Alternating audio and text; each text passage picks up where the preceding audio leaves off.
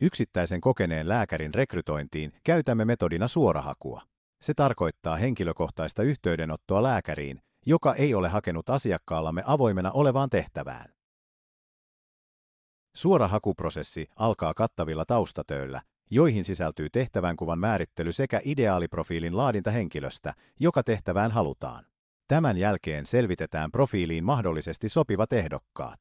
Kontakti otetaan vain sellaiseen ehdokkaaseen, jonka asiakkaamme on hyväksynyt. Mikäli henkilö kiinnostuu tehtävästä, järjestetään varsinaiset haastattelut asiakkaamme kanssa. Viimeinen vaihe on virallinen hakemus tehtävään ja valintapäätös.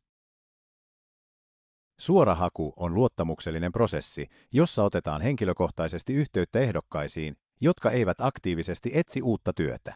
Tavoitteena on löytää työnantajalle pitkäaikainen ja motivoitunut työntekijä ja työntekijälle paras mahdollinen seuraava askel uralla.